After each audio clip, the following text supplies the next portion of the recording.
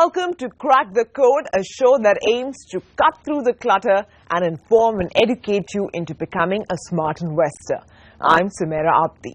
This week, we turn the spotlight on the healthcare sector.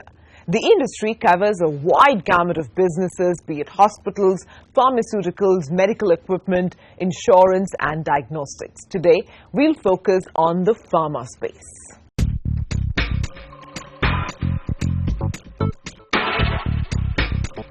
The $17 billion Indian pharmaceutical industry is one of the fastest growing sectors in the country.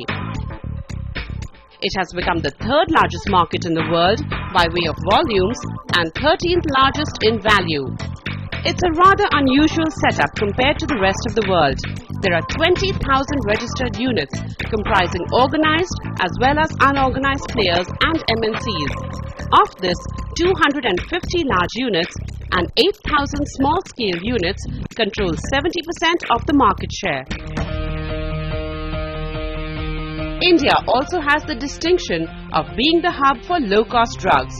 Little wonder that it has emerged as the largest exporter of generic drugs, which stands at around $12.7 billion. 20% of the world's generics in terms of volumes have a Make in India label. But the scene on the hospitals front is not so pretty. India has less than one doctor and bed per 1,000 people, way below the World Health Organization standards. Though this segment is seeing much action with the entry of private equity players, a lot of ground is yet to be covered. Although, there's no denying that the growth opportunity is huge. On that positive note, let me introduce you to our guests, Sarabjit Kaur Nangra from Angel Broking and Surajit Pal from Prabhudas Lilladher. Thanks very much, guys, for coming out here to our studio. And, this is a sector that actually not a lot of people have understood very well, right? But I want to first start off by what's so unique about this sector. Surajit, the pharma space has outpaced the Sensex, right, since the index itself was established. What is the reason for this? Is it just the defensive nature of the sector, or is there more to why it's so attractive for people? I think the real run-up has happened post-2009 when there is a global fiasco has happened. So I think overall nature, even the global investment houses, is that they want to keep a certain percentage definitely on defensive sector. So pharma was one among them.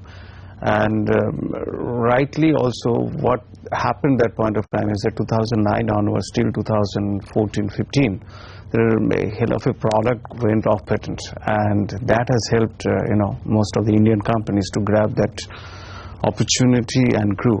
Okay, so is it just that they got a good time to get in, found something that was available at that time? But Sarabjit, like I said, this is a sector that not a lot of people understand. I mean, me included at times, right? So you have generics, you have patents. People don't even know the difference. Okay. So if you were to explain the sector to a layman in just 5 key points that they should look at, what would they be? In a layman's term, if I have to look at a company, I think you should look at this sector as any other sector. And if I have to look at 5 pointers that I would look at it, is probably I will start with the management, because the quality of the management, like any other business, plays a very big role in how the company shapes up in future and rewards the shareholders.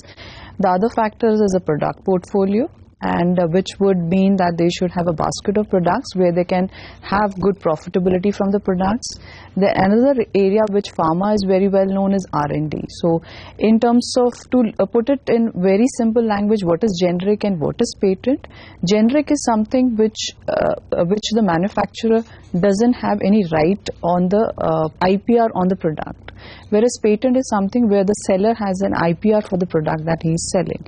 So most of the Indian companies, they are not into the patented part of the business, they are into most of the generic part of the business. So their R&D spend is more towards generic segment, not the patented one like the MNCs do most of the time. So these companies you have to look in terms of R&D, where they're spending, which niche segments they're spending, which segments which will be profitable in future. So that's one area. So these are the couple of, I think, 2-3 pointers that I look into. Okay, so the opening up of an R&D center is always good news then. Yeah, it is, but obviously like any other investment, it should be productive. And it should be yielding results sooner than, normally R&D takes longer time also. So commercialization to the market should be faster. Okay. Surajit, what should an investor look at while entering? I mean, Sarabjit's laid out some of the points. And also, are there any triggers for exiting stocks in pharma companies? I believe it is very tough to say, these are the benchmark where you could get it. But I would say from my perspective is that at current point of time, if you look at next 2-3 years, you should go for that kind of pharma or healthcare sector companies where risk from US and to a certain extent domestic market is less. Because is there a pharma company like that? Yes, there could be diagnostic sector, there could be healthcare sector. I think these are the areas where you will get better exposure than the any fine morning NLEM comes out with another 50 products and the company has only 3% in the restricted list, becomes 15% of the restricted list. So it is, even the most knowledgeable guy cannot predict it. One key factor which you can keep in your mind while exiting a stock, or whether to decide whether you have to exit, one is in case these developments are not structured for the company, and these developments will not have a long-term effect for the company developments. And secondly, the valuations at which the stock is trading, because I believe if structurally nothing has changed in the company and the valuations are decent enough, then it doesn't make a point to exit the stock. So within this whole basket of what collectively forms pharma, what are the subsectors that investors should focus on? Given healthcare, has a lot of sub-segments, like hospitals are there, diagnostic centers are there. You have lots of IPOs coming in diagnostic segments. And successfully. And you have API manufacturers. So there is a lot of ancillary space which is available, along with the listed pharma generic players and the MNC players. And I think most of these segments will do well. But the best one that we think will flourish in terms of cash flow and its requirement of investment is diagnostic, because it's a cash business. It's one segment in pharma wherein you require very less investments and the churn out rate is pretty high. So the profitability of the business is very high, and it's domestic business, so it has less risk in comparison to other large caps which have different markets to cater to. These are just domestic companies as of now. But then again, as I said, for an investor, the moot point is, after you have identified the moat in the business, you have to look at the valuation, what price you are paying, because price is something, if you don't buy at the right price, you end up making less wealth for yourself. So the valuations are the key, and I think that space is currently, even though it's high growth, the valuation, I find it a bit stressed, given that the demand supply is for such a paper is right now very high. So I think though the business model over there is pretty attractive, I think investors need to play that space also cautiously. Okay, that's a good point actually, because the show after all is focusing on value investors. But what about you, Surjit? What's the sector that you favor, the subsector? I think there are very few equipment manufacturers, so better take it pharma, pure pharma, and then get into diagnostic and then hospitals. I think out of these three, or if a subsegment over there, my preference in the sector is that the top of the level where risk is minimum and return will be much better with very good cash flow. I think diagnostic sector is one, and CRAMS focused on NCA business like Syngene. So I think they are the top of the echelon. And if I go for the second one, then I would say you should be more on CRAMS or biosimilar, where you have already proven R&D areas like Biocon. Might be valuation could be stressed, so you can take the benefit of any kind of market correction. And companies like Divis. The point with the Divis is that Divis is a good percentage of business also focused or dependent on generic partners. Healthcare space like the hospitals, I think you better go for a hospital which is bit of niche, not much dependent on bed or something like hotel type business, because turnaround for their investment is much better cash flow. From that perspective, I think HCG is better option. They are not dependent on really on bed, rather than the repeat of the customers' visit to their centers. So I think mindless expansion for any kind of hospital business just to increase their prowess in the sector is really not gel with the value investment. Rather, you should go and invest in new hospitals with your own money.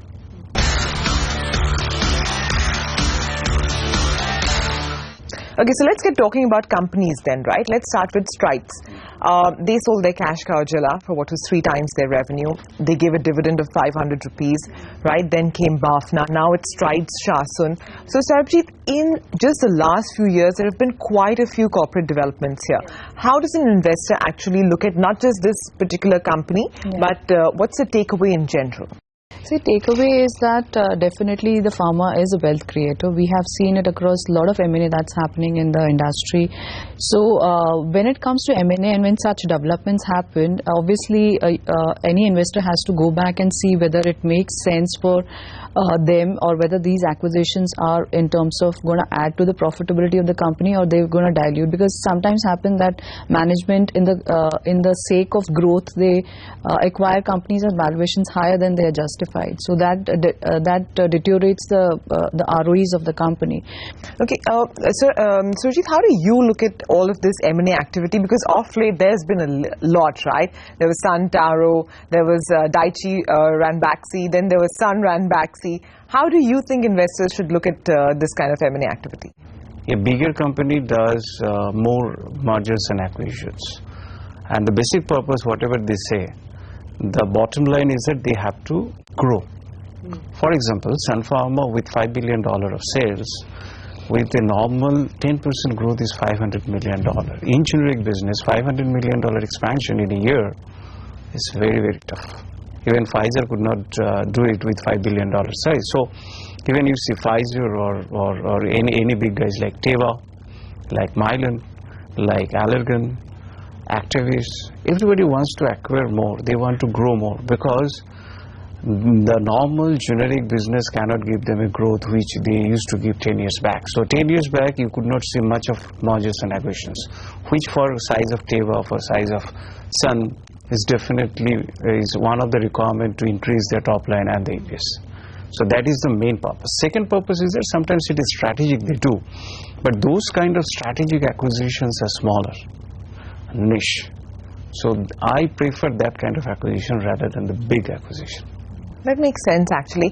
But let's talk about also some of the smaller companies in this space, right? Because there have been quite a few multi-baggers. Say in Ajanta Pharma, for instance. You know, even somebody mentioned Oro Pharma to me a few years back, and you know, people wouldn't take it seriously enough. And these are stocks that have actually turned out to be big value creators, big wealth creators. What's the idea for a smaller company? What should investors look at to help them actually spot these kind of multi-baggers much before their time has come?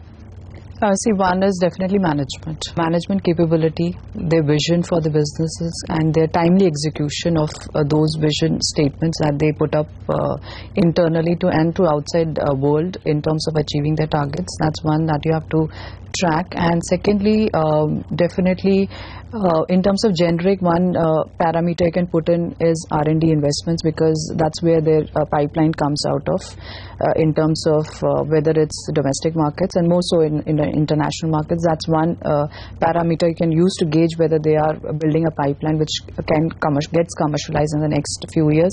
Then is there obviously the market share, the positioning, and their product basket, which can give them growth higher than the industry, so then they can become leaders going tomorrow.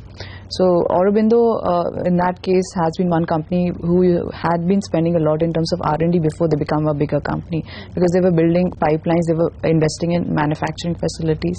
So these are a few triggers which you can, or pointers which you can look in a company and figure out whether they are poised for good times or bigger times ahead.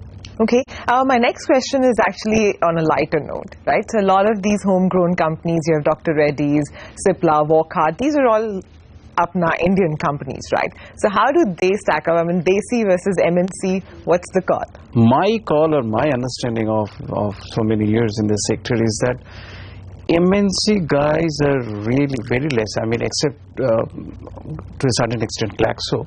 What I found out is that they wanted to be Indian, to grow in India. And the biggest problem with MNC guys is that they still have a hangover of, we belong to the big company and we have some snob value, And we are not bothered about generic product. For Indian guys, we sell only cough syrup, vitamins. I mean, you see the last 15 years of their portfolio. So that is the attitude. That's why they could not grow. As an investor, you should be more on Indian companies, because they have that zing, always trying to, it is a hunger they have, how to grow, how to outgrow the others. So they don't have the luxury of being snob. Let's get to this USFDA business, right? Because given the nature of our companies and their exposure to the US market, that's a problem that keeps cropping up time and again. Are all observations very extreme? I mean, how should a USFDA inspection be looked at?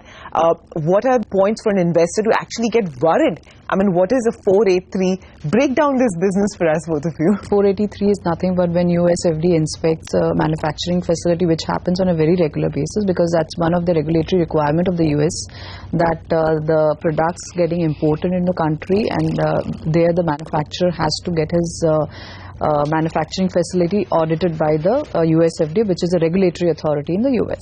They're very stringent about the quality of the products, the way the quality controls are happening in of the products, the manufacturing facilities. What is 483 basically, to simplify, is it's just an observation from the USFDA when they inspect the facility, and then they list down the list of observations which they find is deviation from their requirements. It's not as extreme as it's often made out to be, because even an import alert can be temporary in nature, right? So for a value investor who's looked at a company, say all things being equal, by now most of the Indian companies have a track record of handling such events. So you should one, go by track record. This is just a safety for your safety. Second is, in case one plant gets into inspection, whether it has a backup in terms of products getting supplied from the other plants, or it has a backup where its revenue and profitability in the meantime when the import alert is going on doesn't get impacted. So to give you in case, though I don't track that company in very much detail, is Vocard. It's taken a lot of time to come out of the import alert and still is struggling with many issues over there. When you buy a pharma stock, you have to look at management quality, the diversification in terms of manufacturing facility, diversification of revenue, so that it's not highly just dependent on US markets, because obviously it's an event risk which is playing out very often. Surjit, what are you making of this whole news on price control for drugs? I mean, is that going to be a big setback for companies for their volumes? Most of the times what it happens is that it is one of the champion product of most of the companies where they are getting the major revenue. So what the big guys are doing is that wherever they have a large product, champion product, and the price has come under restriction, so they want to go for huge volume rise. So what happened is that the guys who could not afford it previously now can afford it. So he may not be taking, for example, say cheaper product. So he might be going for the champion product in that particular category. So they want to capture that. So that is where the situation comes, where they want to grow more volume. But ultimately it's a zero-sum game. If he increases volume, the other guy's volume decreases. So overall sector-wise, definitely it's a negative. From investor perspective, it's a negative. And what I observed is that whenever you have some products under restriction list, the companies are doing practice is that the non-restriction list, they increase the price like nobody's business. And ultimately those products also comes under the restriction list. So that is the game, and I believe that given the recent alacrity of our regulators, Indian market, it is not going to be dissipated soon. So it will continue. So I think 15%, 16% kind of overall sector growth may not be possible for next 2-3 years. Okay, so just to wrap it up then, what's the advice for investors? Is there any big trigger that they should look out for in the coming years? What would be a good opportunity for them to enter the pharma space if they haven't? If you look at the potential that Indian pharma has, we spend hardly 4% in terms of our on healthcare, whereas US internationally it's more than double for developed countries. So potential is there. I can't rule that out. Definitely, growth is there. So most of the Indian companies are well equipped to take the advantage of that growth. So as I said, these events are common for the industry players. So you have to choose and pick stocks or companies which are well equipped to handle these challenges, and you have to buy them at right price. So that's my advice to investors. I think my view is not that positive about the sector, and I believe that number one, generic business, the pie of the generic business pool is very much shrinking, and whatever the product has been there, there will be a lot of competition from day one. Size of those products are very small, and most of the Indian large companies have billion-dollar sales plus. So the growth on US market is really questionable. Plus, structural wise, USFDA and Indian regulators are very cautious and very alacrity, as I said. Third point, Indian companies are delayed in terms of putting money in R&D. So that is going to pinch you in your EBITDA margin. So that will increase by 300 to 500 basis over next 2 to 3 years. The result of it, unlike generic product, I think very uncertain, because we don't know how many of them will be succeed at the end of, because ultimately for you and Merck and Lilly and Pfizer on the same space, because you are fighting, it is unlike generics that the pharmacist will push your product. So you have to convince the insurance guys, you have to convince the doctors, you have to convince the end users, and then ultimately you get success. Indian companies has very few success in last 15 years. I think 2-3 products, all the 3 products unfortunately belongs to Ranbaxy, which is no more. And so I think this is the basic scenario.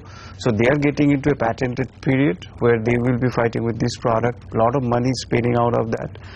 And Indian guys to churn out new product in Indian market is also very limited, because your normal organic products are no more. It is all biotech product, so you have to come out with a biosimilar. So unless until you have a cash, you'll be simply distribution partner of Mylan or say Pfizer in India. So future is not that rosy for small, for big, for large. So life as we know it is practically over, and there's everything new that's on the horizon. Yes.